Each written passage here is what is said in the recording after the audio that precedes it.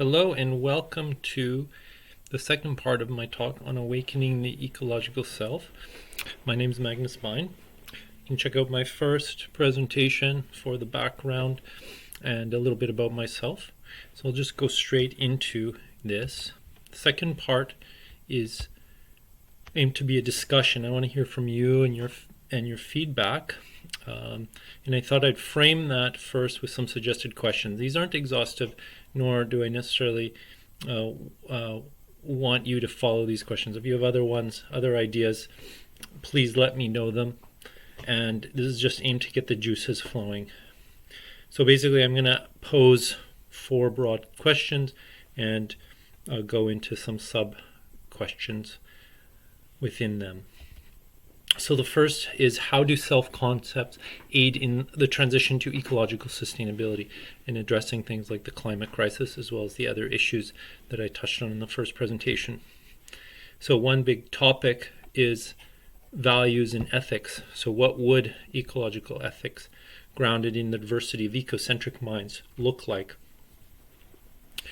Also looking for some critical perspectives. What is wrong with this concept? Is there such a thing as false awakenings? If we look at woke culture, are there pitfalls with trying to assume a loftier sense of identity? What are other trappings that could arise? Can this be linked to things like spiritual crises, narcissism, waking up syndrome? These are all questions that are posed in the literature and in media in various forms.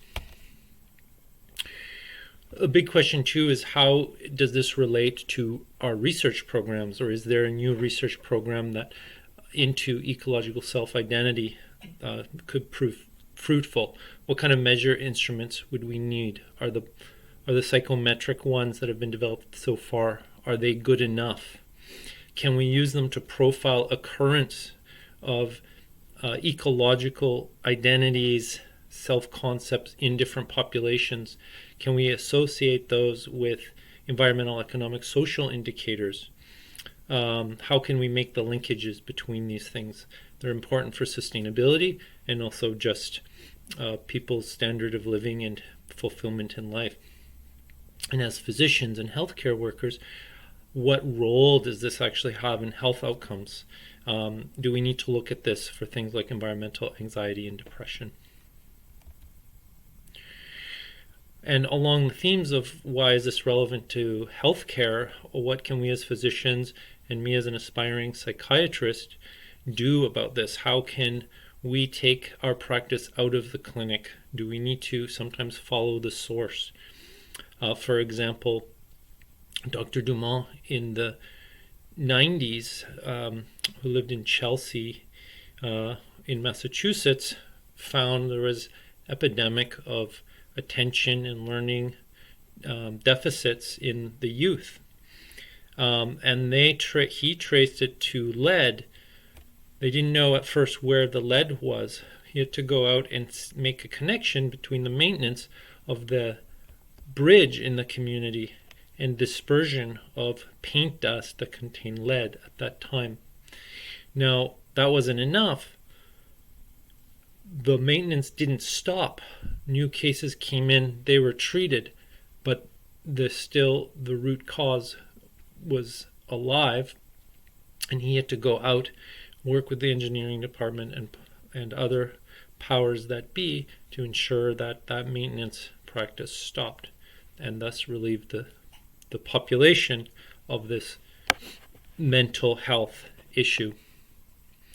Another psychiatrist, Dr. Fulilov, went out of the clinic, out of the lab, and followed people that were suffering from mental health issues through their former communities, and found that there was, through urban renewal, this destruction of people's places that destabilized them and led to trauma symptoms.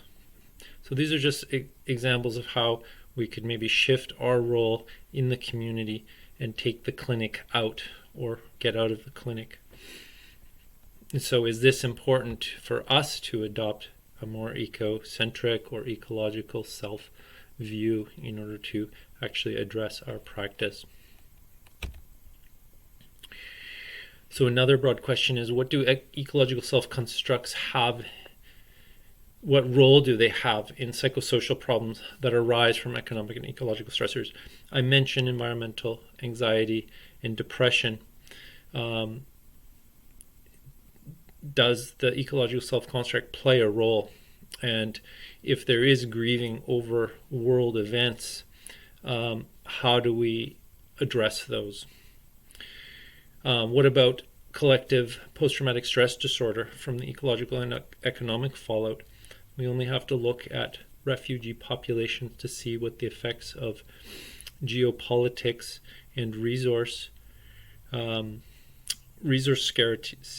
scarcity, which often drives those geopolitics and the displacement of people, to see that we need to be on board and cognizant of this fallout.